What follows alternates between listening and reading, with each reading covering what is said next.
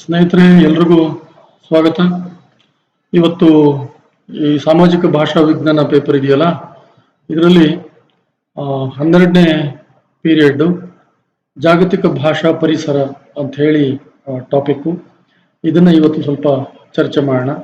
ಈ ಭಾಷಾ ಪರಿಸರದ ವಿಚಾರದಲ್ಲಿ ನಾವು ಚರ್ಚೆ ಮಾಡೋದಾದ್ರೆ, ಇಡೀ ಜಗತ್ತೇ ಬೇರೆ ಬೇರೆ ರೀತಿಯ ಜೀವ ಪರಿಸರಗಳಿಂದ ಮತ್ತು ಸಸ್ಯ ಪರಿಸರಗಳಿಂದ, ಪ್ರಾಕೃತಿಕ ಪರಿಸರಗಳಿಂದ ಕೂಡಿರುವ ಹಾಗೆ ಭಾಷಾ ಪರಿಸರಗಳಿಂದ ಕೂಡ ಕೂಡಿರುತ್ತೆ. ಪ್ರತಿಯೊಂದು ಪ್ರದೇಶ ಕೂಡ ಜೀವ ವೈವಿಧ್ಯತೆಯ, ಸಾಂಸ್ಕೃತಿಕ ವೈವಿಧ್ಯತೆಯ, ಬೇರೆ ಬೇರೆ ರೀತಿಯ ಸಸ್ಯ ವೈವಿಧ್ಯತೆಯ ಒಂದು ತಾಣ. ಹಾಗೆಯೇ ಭಾಷಾ ವೈವಿಧ್ಯತೆಯ ತಾಣ ಕೂಡ ಹೌದು. ಒಂದು ಕಾಡು ಹೆಂಗೆ ಹಲವಾರು ಮರ ಇರುವಂತಹ ಒಂದು ಕಾಡು ಆಗಿರುತ್ತೋ, ಹಾಗೆ ಒಂದು ಪ್ರದೇಶ ಕೂಡ, ಈ ಜಗತ್ತು ಕೂಡ ಹಲವು ಭಾಷೆಗಳನ್ನು ಹೊಂದಿರುವಂತಹ ಒಂದು ಪ್ರದೇಶ ಅಥವಾ ಜಗತ್ತು. ನೋಡಿ, ಇವತ್ತು ಏಕಭಾಷಿಕತೆ ಅಂತ ಅನ್ನುವುದು ಬಹಳ ಅಪರೂಪದ ಸಂಗತಿ. ಒಂದೇ ಭಾಷೆಯನ್ನು ಮಾತನಾಡುವ ಜನರಿರುವುದು ಬಹಳ ಕಡಿಮೆ ಜಗತ್ತಿನಲ್ಲಿ. ವಿದ್ಯಾಭ್ಯಾಸ ವ್ಯವಸ್ಥೆ ಎಷ್ಟು ಜೋರಾಗಿ ವ್ಯಾಪಿಸಿದೆ ಅಂತಂದ್ರೆ, ವಿದ್ಯೆಯ ಒಂದು ಪದ್ಧತಿಯಿಂದ ಹೊರಗಡೆ ಉಳಿಯುವಂಥವರ ಸಂಖ್ಯೆ ಬಹಳ ಕಡಿಮೆ.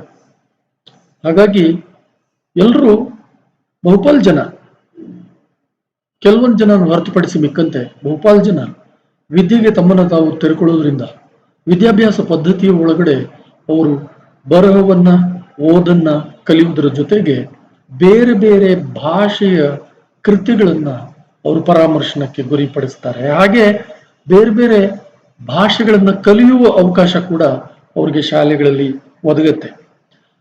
ಅದಷ್ಟೇ ಅಲ್ಲ, ನಮ್ಮ ಪರಿಸರಗಳೇ ಬಹುಭಾಷಿಕ ಪರಿಸರಗಳಾಗಿ, ದ್ವಿಭಾಷಿಕ ಪರಿಸರಗಳಾಗಿ ಇದ್ದಾವೆ. ನೋಡಿ, ಗಡಿ ಪ್ರದೇಶಗಳಲ್ಲಿ ನಾವು ಇವತ್ತು ಭಾರತೀಯರು ಭಾಷಾವಾರು ಪ್ರಾಂತ್ಯಗಳನ್ನು ವಿಂಗಡಿಸಿಕೊಂಡು ಒಂದೊಂದು ರಾಜ್ಯಕ್ಕೆ ಭಾಷೆಯ ಹೆಸರನ್ನ ಇಟ್ಕೊಂಡು ಆಡಳಿತದ ಅನುಕೂಲಕ್ಕೆ ನಾವು ಬಾಳ್ತಾ ಇದ್ದೀವಿ. ಸೊ ರಾಜ್ಯಗಳ ಗಡಿ ಒಳಗಡೆ ಸಹಜವಾಗಿ ದ್ವಿಭಾಷಿಕ ಪರಿಸರ ಮತ್ತು ಬಹುಭಾಷಿಕ ಪರಿಸರ ಇದೆ. ಹಾಗೆ ರಾಷ್ಟ್ರೀಯ ಗಡಿಗಳಲ್ಲಿಯೂ ಕೂಡ ಆ ಥರದ ಪರಿಸರ ಇದೆ. ಅಷ್ಟೇ ಅಲ್ಲ, ಸಾಮಾಜಿಕವಾದಂತಹ, ಆರ್ಥಿಕವಾದಂತಹ, ರಾಜಕೀಯವಾದಂತಹ, ವ್ಯಾವಹಾರಿಕವಾದಂತಹ, ವ್ಯಾಪಾರದ ಮತ್ತು ಶಿಕ್ಷಣದ, ಹೀಗೆ ಹಲವಾರು ಕಾರಣಗಳಿಗೆ ಜನ ಒಂದು ಪ್ರದೇಶದಿಂದ ಇನ್ನೊಂದು ಪ್ರದೇಶಕ್ಕೆ ವಲಸೆ ಹೋಗೋದು ನಡೀತಾ ಇರುತ್ತೆ. ಹಾಗೆ ವಲಸೆ ಹೋದಾಗ ಒಂದು ಸಂಸ್ಕೃತಿ, ಒಂದು ಭಾಷೆಯನ್ನು ಹೊಂದಿರುವ ಜನರ ಮೇಲೆ ಇನ್ನೊಂದು ಸಂಸ್ಕೃತಿ, ಇನ್ನೊಂದು ಭಾಷೆಯನ್ನು ಹೊಂದಿರುವ ಜನರ ಪ್ರಭಾವ ಸಹಜವಾಗಿ ಆಗತ್ತೆ ಅಲ್ವಾ? ಸಹಜವಾಗಿ ಆಗತ್ತೆ. ಹಾಗೆ ಒಂದು ಜನಸಮುದಾಯದ ವ್ಯವಹಾರ ಇನ್ನೊಂದು ಜನಸಮುದಾಯದ ಜೊತೆಗೆ ಬೆರೆತಾಗ ಭಾಷಿಕವಾದಂತಹ ಪ್ರಭಾವ, ಕೊಡುಕೊಳೆ ಸಹಜವಾಗಿ ಜರುಗುತ್ತೆ. ಅವಾಗ ಒಂದು ಭಾಷೆಯಿಂದ ಇನ್ನೊಂದು ಭಾಷೆ ಬೇರೆ ಬೇರೆ ರೀತಿಯ ಪದಗಳನ್ನ ಎರವಲು ತಗೊಳುತ್ತೆ, ಸ್ವೀಕರಣೆ ಮಾಡುತ್ತೆ, ಭಾಷಿಕ ಕೊಡುಕೊಳೆ ನಡೆಯುತ್ತೆ. ಈ ಸ್ವೀಕರಣೆ ಎಷ್ಟೋ ವೇಳೆ ಪರಸ್ಪರ ಸ್ವೀಕರಣೆಯಾಗಿ ಇರುತ್ತೆ, ಕೆಲವೊಮ್ಮೆ ಏಕಮುಖಿ ಸ್ವೀಕರಣೆಯಾಗಿ ಇರಬಹುದು.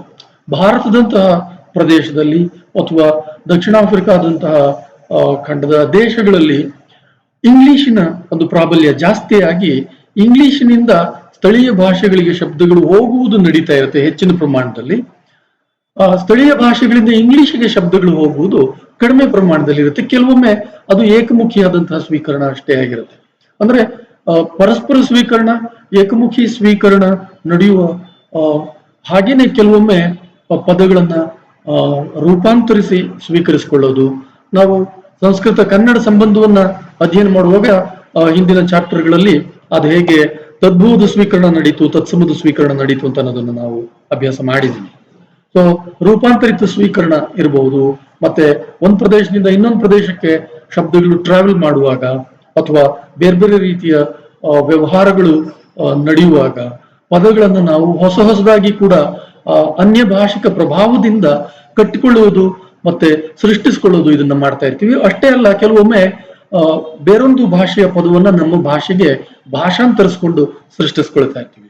ಹೀಗೆ ರೂಪಾಂತರಿತ ಸ್ವೀಕರಣ, ಭಾಷಾಂತರಿತ ಸ್ವೀಕರಣ, ಆ, ಪದಕೂಟಗಳ ರಚನೆಯ ಮೂಲಕ ಹೊಸ ಪದಗಳನ್ನು ಸೃಷ್ಟಿಸಿಕೊಳ್ಳುವುದು, ಪದಕೂಟಗಳಲ್ಲದ ಬೇರೆ ಬೇರೆ ರೀತಿಯ ಹೊಸ ಪದಗಳನ್ನು ಸೃಷ್ಟಿಸಿಕೊಳ್ಳುವುದು, ತತ್ಸಮ ಸ್ವೀಕರಣ, ತದ್ಭೂ ಸ್ವೀಕರಣ, ಹೀಗೆ ಬೇರೆ ಬೇರೆ ಬಗೆಯ ಸ್ವೀಕರಣಗಳನ್ನ ಮಾಡ್ತಾ ಭಾಷಿಕ ಪರಿಸರ ಅಂತ ಅನ್ನುವುದು ಹಾಗೆ ಒಂದ್ ರೀತಿ ಇದು ಶುದ್ಧಾಂಗವಾಗಿ ಕನ್ನಡದ್ದು, ಇದು ಶುದ್ಧಾಂಗವಾಗಿ ಇಂಗ್ಲಿಷಿನದ್ದು, ಅಥವಾ ಇದೊಂದು ನಿರ್ದಿಷ್ಟವಾದಂತಹ ಭಾಷೆಗೆ ಮಾತ್ರ ಸೀಮಿತವಾದದ್ದು ಅನ್ನುವಂತಹ ಪರಿಸರವಾಗಿ ಉಳಿಯುವುದಿಲ್ಲ.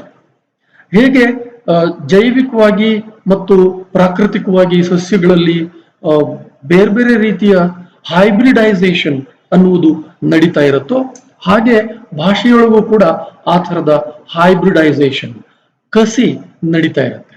ಅಂದ್ರೆ ಒಂದು ಭಾಷೆ ಇನ್ನೊಂದು ಭಾಷೆಯ ಸಂಪರ್ಕಕ್ಕೆ ಬರುವ ಮೂಲಕ ಭಾಷೆಯ ಸ್ವರೂಪ ಅದು ಧ್ವನಿಯ ನೆಲೆಯಲ್ಲಿ ಇರಬಹುದು, ಉಚ್ಚಾರದ ನೆಲೆಯಲ್ಲಿ ಇರಬಹುದು, ವರ್ಣಮಾಲೆಯಲ್ಲಿರುವ ಅಕ್ಷರಗಳ ಬಳಕೆಯ ನೆಲೆಯಲ್ಲಿ ಇರಬಹುದು, ವಾಕ್ಯ ರಚನೆ ಇತ್ಯಾದಿಯ ಪದ ಸಂಯೋಜನೆ ಇತ್ಯಾದಿಯ ವ್ಯಾಕರಣದ ನೆಲೆಯಲ್ಲಿ ಇರಬಹುದು. ಹೀಗೆ ಭಾಷೆಯ ರಚನೆ ಮತ್ತು ಬಳಕೆ ಎರಡೂ ನೆಲೆಗಳಲ್ಲಿ ಭಾಷೆಗಳು ಬದಲಾವಣೆಯನ್ನ ಪಡಿತಾ ಹೋಗ್ತವೆ.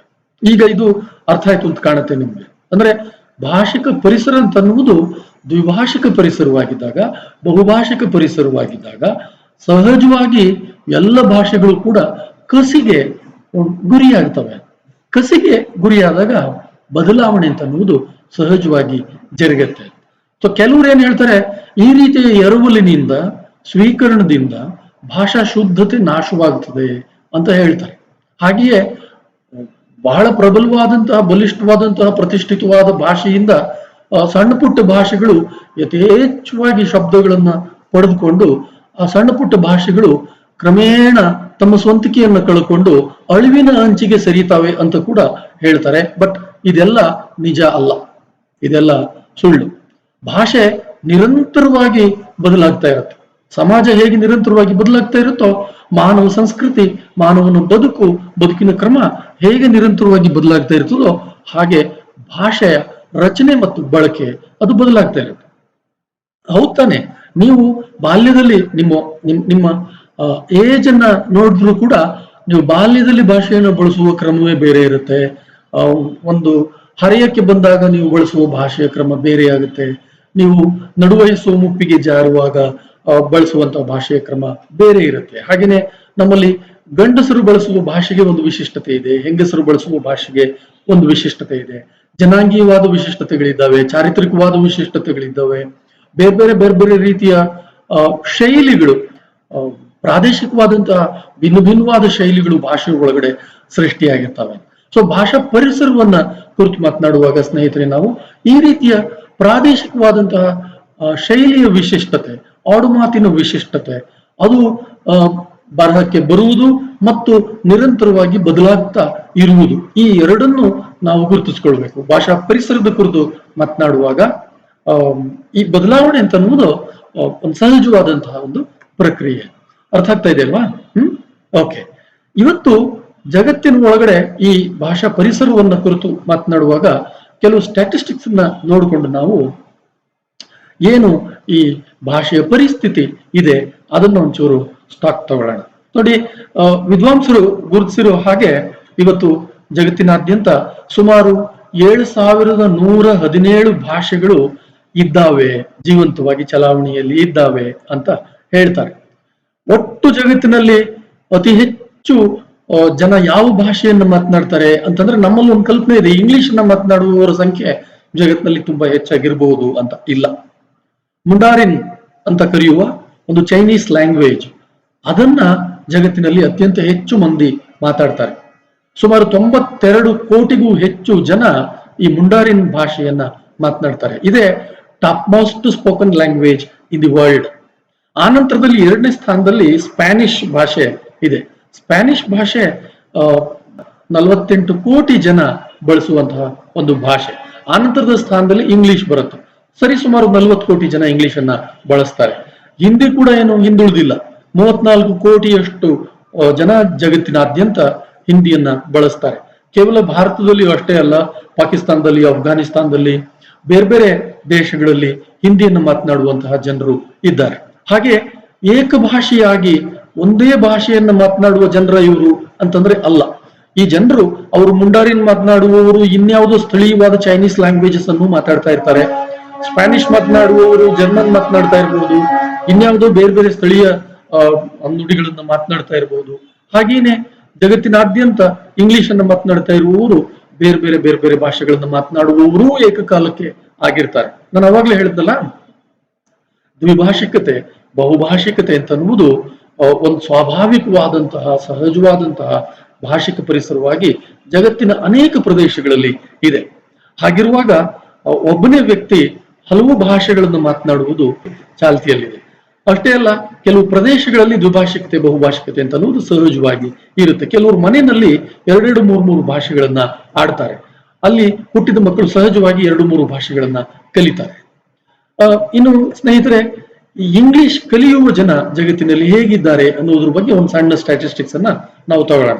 ನೋಡಿ, ಇಡೀ ಜಗತ್ತಿನಲ್ಲಿ ಫಸ್ಟ್ ಲ್ಯಾಂಗ್ವೇಜ್ ಆಗಿ ಸ್ಕೂಲಿಂಗ್ ಸಿಸ್ಟಮ್ ಅಲ್ಲಿ ಇಂಗ್ಲಿಷ್ ಅನ್ನ ಕಲಿತಾ ಇರುವವರು ಸುಮಾರು 40 ಕೋಟಿ ಜನ ಇದ್ದಾರೆ. ಸೆಕೆಂಡ್ ಲ್ಯಾಂಗ್ವೇಜ್ ಆಗಿ ಇಂಗ್ಲಿಷ್ ಅನ್ನ ಕಲಿಯುವವರು ಸುಮಾರು 40 ಕೋಟಿ ಜನ ಇದ್ದಾರೆ. ಹಾಗೆ ಒಂದು ಫಾರಿನ್ ಲ್ಯಾಂಗ್ವೇಜ್ ಆಗಿ ಸ್ಪೋಕನ್ ಲ್ಯಾಂಗ್ವೇಜ್ ಆಗಿ ಇಂಗ್ಲಿಷ್ ಅನ್ನ ಕಲಿತಾ ಇರುವಂತವರು ಜಗತ್ತಿನಾದ್ಯಂತ ಸುಮಾರು 60 ಕೋಟಿ ಜನ ಇದ್ದಾರೆ. ಅಂದ್ರೆ ಇಂಗ್ಲಿಷ್ ಕಲಿಯೋದಕ್ಕೆ ತೊಡಗಿರುವ ಜನರು 140 ಕೋಟಿಯಷ್ಟು ಜನ ಇದ್ದಾರೆ ಜಗತ್ತಲ್ಲಿ. ಅಂದ್ರೆ ಇಡೀ ವಿಶ್ವದ ಒಳಗಡೆ ಒಂದು ಬಲಿಷ್ಠ ಭಾಷೆಯಾಗಿ ಬೆಳೆಯುವ ಕಡೆಗೆ ಇಂಗ್ಲಿಷು ಚಲಿಸ್ತಾ ಇದೆ. ಜಾಗತಿಕ ಮಟ್ಟದಲ್ಲಿ ಅಂತಾರಾಷ್ಟ್ರೀಯವಾಗಿ ನಡೆಯುವಂತಹ ಚರ್ಚೆಗಳಿದ್ದಾವಲ್ಲ, ಆ ಚರ್ಚೆಗಳು ಆಲ್ಮೋಸ್ಟ್ ಆಲ್ 85% ಆಫ್ ಡಿಸ್ಕಷನ್ಸ್ ನಡೆಯೋದೇ ಇಂಗ್ಲಿಶಿನ ಮೂಲಕವಾಗಿ.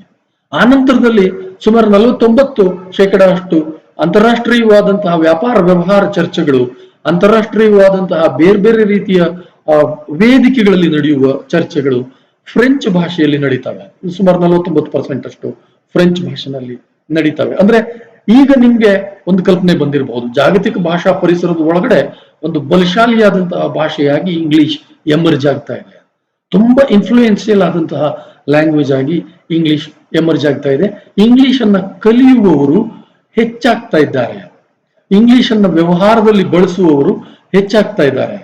ಆಮೇಲೆ UNO ಅಂತ, United Nations organisations, WTO, world trade organisations, WHO, world health organisations, ಈ ತರದ ವಿಶ್ವಮಟ್ಟದ ಸಂಸ್ಥೆಗಳು ಏನಿದ್ದಾವೆ ಇವುಗಳು ಮತ್ತು ಬೇರೆ ರೀತಿಯ ಈಗ south East Asian Nations organisations ಇರಬಹುದು ಅಥವಾ ಓಷನ್ ಇರಬಹುದು, ಬೇರೆ ರೀತಿಯ ಅಂತಾರಾಷ್ಟ್ರೀಯವಾದಂತಹ ಕೂಟಗಳು, ರಾಷ್ಟ್ರಕೂಟಗಳು ಏನೇನಿದ್ದಾವೆ ಅವುಗಳು ತಮ್ಮ ವ್ಯವಹಾರಕ್ಕೆ ಇಂಗ್ಲಿಷ್ ಅನ್ನ ಹೆಚ್ಚಿನದಾಗಿ ಬಳಸ್ತಾ ಇದ್ದಾವೆ.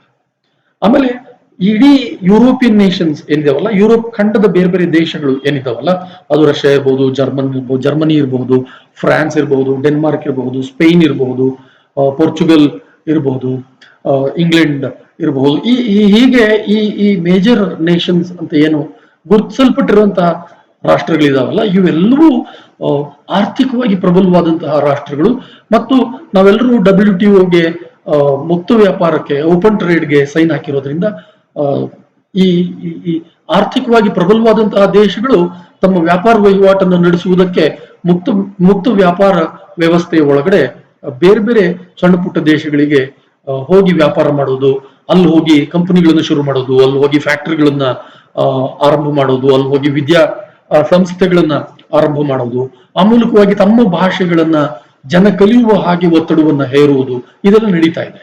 ಹೀಗೆ ನಡೀತಾ ಇರುವಾಗ ಜಗತ್ತಿನಲ್ಲಿ ಆರ್ಥಿಕವಾಗಿ ಬಲಿಷ್ಠವಾದಂತಹ ರಾಷ್ಟ್ರಗಳು ಯಾವ್ಯಾವಿದ್ದಾವೆ, ಸಾಮಾಜಿಕವಾಗಿ ಬಲಿಷ್ಠವಾದಂತಹ ರಾಷ್ಟ್ರಗಳು ಯಾವ್ಯಾವಿದ್ದಾವೆ, ಆ ರಾಷ್ಟ್ರಗಳ ಭಾಷೆಗಳು ಸಣ್ಣ ಪುಟ್ಟ ಭಾಷೆಗಳ ಮೇಲೆ ದಬ್ಬಾಳಿಕೆಯನ್ನು ನಡೆಸುವುದು ಮತ್ತು ಸಣ್ಣ ಪುಟ್ಟ ಭಾಷೆಗಳ ಜಾಗದಲ್ಲಿ ಅವು ಪ್ರತಿಷ್ಠಾಪನೆ ಆಗುವುದು, ಇದು ನಡೀತಾ ಇದೆ ಅಲ್ವಾ? ಇದನ್ನ ಭಾಷಿಕವಾದ ಜಾಗತೀಕರಣ ಅಂತ ಕೂಡ ನಾವು ಕರೀಬಹುದು. ಸಾಂಸ್ಕೃತಿಕವಾದಂತಹ ಏಕರೂಪೀಕರಣದ ಕಡೆಗಿನ ಚಲನೆ ಅಂತ ಕೂಡ ಕರೀಬಹುದು. ಪರೋಕ್ಷವಾಗಿ ಇದು ಒಂದು ರೀತಿಯಲ್ಲಿ ಇಂಗ್ಲಿಷ್ ಅನ್ನ ಪ್ರತಿಷ್ಠಾಪಿಸುವಂತಹ ಕೆಲಸ. ಜಗತ್ತಿನಾದ್ಯಂತ ಸಣ್ಣ ಪುಟ್ಟ ಭಾಷೆಗಳ ತಲೆಯ ಮೇಲೆ ಇಂಗ್ಲಿಷ್ ಅನ್ನ ಯಜಮಾನ ಭಾಷೆಯಾಗಿ ಪ್ರತಿಷ್ಠಾಪಿಸುವಂತಹ ಕೆಲಸ ಅಂತ ಕೂಡ ಕರೀಬಹುದು.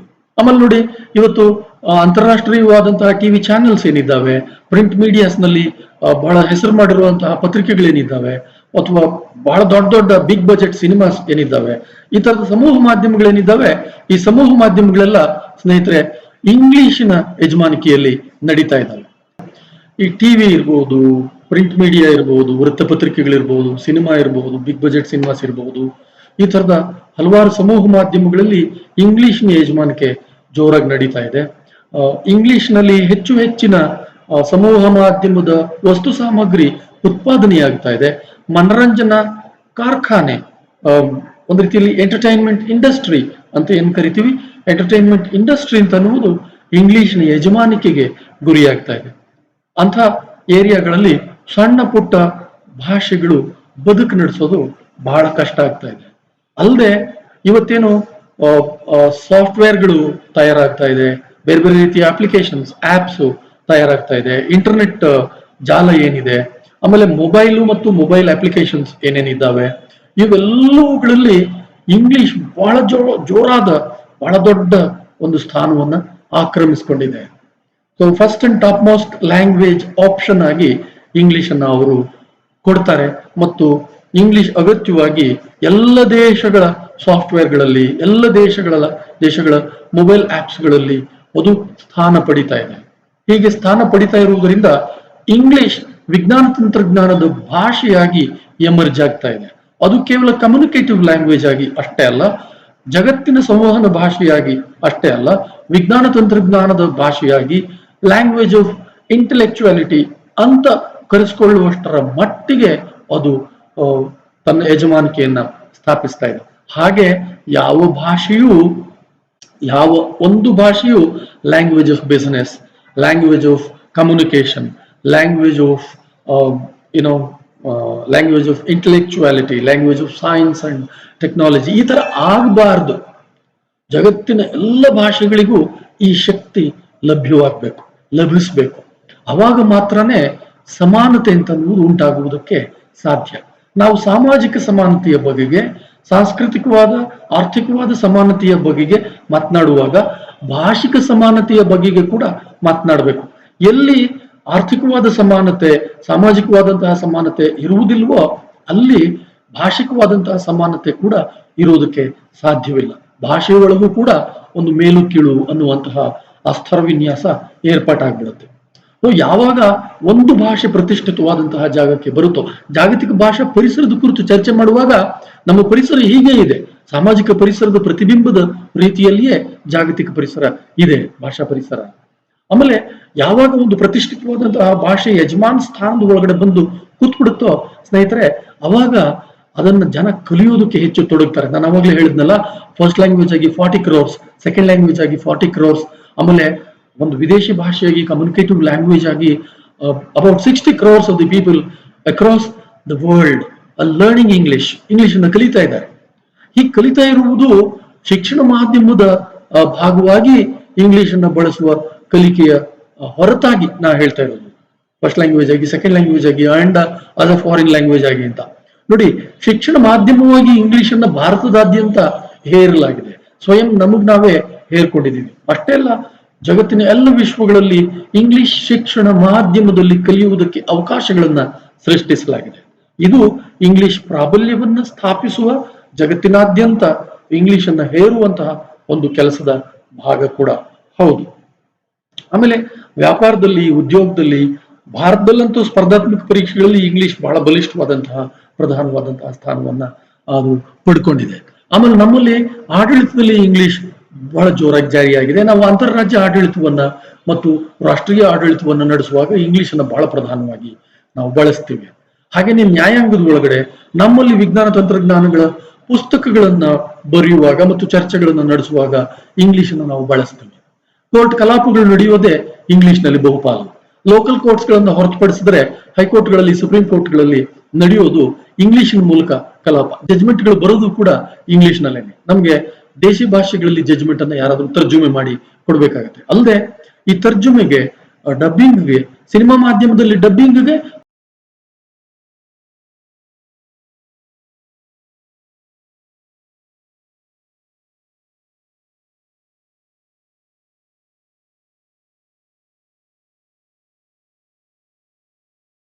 ಇನ್ನಿತರವಾದ ಎಲ್ಲ ಬಳಕೆಗಳಲ್ಲಿ ಟ್ರಾನ್ಸ್ಲೇಷನ್ಗೆ ಎಂಥ ಒತ್ತಡ ಇದೆ ಅಂತಂದ್ರೆ, ಇಂಗ್ಲಿಷ್ ನಿಂದ ದೇಸಿ ಭಾಷೆಗಳಿಗೆ, ಜಗತ್ತಿನ ಬೇರೆ ಬೇರೆ ಭಾಷೆಗಳಿಗೆ ಟ್ರಾನ್ಸ್ಲೇಟ್ ಮಾಡುವಂತಹ ಟ್ರಾನ್ಸ್ಲೇಟರ್ಸ್ಗೆ ಬಹಳ ದೊಡ್ಡ ಬೇಡಿಕೆ ಇವತ್ತು ಸ್ನೇಹಿತರೆ ಕ್ರಿಯೇಟ್ ಆಗಿದೆ. ಭಾರತೀಯ ಭಾಷಾ ಪರಿಸರದ ವಿಚಾರವಾಗಿ ಮಾತಾಡೋದಾದ್ರೆ ನಾವು ನಮ್ಮ ಶಿಕ್ಷಣ ವ್ಯವಸ್ಥೆ ಒಳಗಡೆ ತ್ರಿಭಾಷಾ ಸೂತ್ರವನ್ನ ಹೇರ್ಕೊಂಡಿದ್ದೀವಿ. ಹಾಗೆ ಆಡಳಿತದಲ್ಲಿ ಇಂಗ್ಲಿಷ್ ಅನ್ನ ಹೇರ್ಕೊಂಡಿದ್ದೀವಿ. ಇಂಗ್ಲಿಷ್ ಮಾಧ್ಯಮದಲ್ಲಿ ಶಿಕ್ಷಣವನ್ನ ಹೇರ್ಕೊಂಡಿದ್ದೀವಿ. ಸೊ ನಮ್ಮ ಇಡೀ ಭಾಷಾ ಪರಿಸರ, ಭಾರತೀಯ ಭಾಷಾ ಪರಿಸರ ಹೇಗಿದೆ ಅಂತಂದ್ರೆ ದೇಶಿ ಭಾಷೆಗಳು ಇಂಗ್ಲಿಶಿನ ಜೊತೆಗೆ ಒಂದು ಸದಾ ನಿರಂತರವಾದ ಸಂಘರ್ಷ, ಯುದ್ಧ ನಡೆಸುವಂತಹ ಸ್ಥಿತಿಯ ಒಂದು ಪರಿಸರವಾಗಿದೆ ಭಾರತೀಯ ಭಾಷಾ ಪರಿಸರ. ಇದು ಒಂದು ರೀತಿಯಲ್ಲಿ ನಮ್ಮ ಅಕ್ಕಪಕ್ಕದ ಸೋದರ ಭಾಷೆಗಳು ಏನಿದಾವೆ, ಈ ಸೋದರ ರಾಜ್ಯಗಳ ಭಾಷೆಗಳನ್ನ ನಾವು ಒಂದು ರೀತಿಯಲ್ಲಿ ಅಲಕ್ಷ್ಯದಿಂದ ನೋಡ್ತಾ ಇದ್ದೀವಿ. ಇಂಗ್ಲಿಷ್ ಅನ್ನ ತಲೆ ಮೇಲೆ ಇಟ್ಕೊಂಡಿದ್ದೀವಿ. ಕನ್ನಡ ಭಾಷಾ ಪರಿಸರ ಇದಕ್ಕಿಂತ ಏನು ಭಿನ್ನವಾಗಿಲ್ಲ. ಇಲ್ಲೂ ತ್ರಿಭಾಷಾ ಸೂತ್ರ ಇದೆ.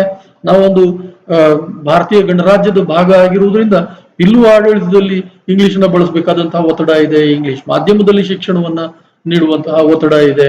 ಸುಪ್ರೀಂ ಕೋರ್ಟೇ ಇಂಗ್ಲಿಷ್ ಮಾಧ್ಯಮ ಅಂತ ಅನ್ನುವುದು ಓದುವವರ ಮತ್ತು ಪೋಷಕರ ಆಯ್ಕೆ ಅಂತ ಈಗಾಗಲೇ ತೀರ್ಪು ಕೊಟ್ಬಿಟ್ಟಿದೆ. ಕನ್ನಡವನ್ನ ಕರ್ನಾಟಕದಲ್ಲಿ ನಾವು ಶಿಕ್ಷಣ ವ್ಯವಸ್ಥೆಯ ಒಳಗಡೆ ಕಡ್ಡಾಯವಾಗಿ ಕಲಿಸ್ತಾ ಇಲ್ಲ. ಇಂಗ್ಲಿಷ್ ಕಡ್ಡಾಯ ಮಾಡ್ಕೊಂಡಿದ್ದೀವಿ ಶಿಕ್ಷಣದ ಒಳಗಡೆ. ಇದೆಂತ ದುರಂತ ಅಲ್ವೇ? ಭಾಷಾ ಪರಿಸರದ ಕುರಿತು ಮಾತನಾಡುವಾಗ ಕರ್ನಾಟಕ ಭಾಷಾ ಪರಿಸರದ ಒಳಗಡೆ ಇಂಗ್ಲಿಷ್ ಕಲಿಕೆ ಅಂತ ಅನ್ನುವುದು ಶಿಕ್ಷಣ ವ್ಯವಸ್ಥೆಯಲ್ಲಿ ಕಡ್ಡಾಯ, ಕನ್ನಡ ಕಲಿಕೆ ಕಡ್ಡಾಯ ಅಲ್ಲ. ಆಮೇಲೆ ನಾವು ಸಾವಿರಾರು ವರ್ಷಗಳಿಂದ ಸಂಸ್ಕೃತದ ಯಜಮಾನಿಕೆಗೆ ಗುರಿಯಾಗಿದ್ದವರು ಈಗ ಹಿಂದಿ ಯಜಮಾನಿಕೆಗೆ ಮತ್ತು ಇಂಗ್ಲಿಷ್ ಯಜಮಾನಿಕೆಗೆ ಗುರಿ ಆಗ್ತಾ ಇದ್ದೀವಿ. ಅವೆರಡೂ ಭಾಷೆಗಳು ನಮ್ಮ ತಲೆಯ ಮೇಲೆ ಸವಾರಿ ಮಾಡ್ತಾ ಇದ್ದಾವೆ. ಹಾಗೆ ನೋಡಿದ್ರೆ ಜಾಗತಿಕವಾದಂತಹ ಭಾಷಾ ಪರಿಸರದ ಕುರಿತು ಮಾತನಾಡುವಾಗ ಕರ್ನಾಟಕ ಇರಬಹುದು, ಭಾರತ ಇರಬಹುದು, ಜಗತ್ತಿನ ಎಲ್ಲ ಭಾಷಾ ಪರಿಸರದ ಮಿನಿಯೇಚರ್ ಆಗಿ ನಮಗೆ ಕಾಣುತ್ತೆ. ಸ್ನೇಹಿತರೆ, ಇದಿಷ್ಟು ಜಾಗತಿಕ ಭಾಷಾ ಪರಿಸರ ಈ ಅವಧಿಯ ವಿಚಾರಗಳು. ಹೆಚ್ಚಿನ ವಿಚಾರಗಳಿದ್ರೆ ನಾವು ಚರ್ಚೆಯಲ್ಲಿ ಭಾಗವಹಿಸೋಣ. ಆ ಚರ್ಚೆಯಲ್ಲಿ ಭಾಗವಹಿಸಿ ನಾವು ನಿಮ್ಮ ಬೇರೆ ಬೇರೆ ರೀತಿಯ ಅನುಮಾನಗಳೇನಾದರೂ ಇದ್ರೆ ಅದನ್ನ ಬಗೆಹರಿಸ್ಕೊಳ್ಳೋಣ. ಇಲ್ಲಿಗೆ ಈ ತರಗತಿ ಮುಗಿಯುತ್ತೆ. Thank you.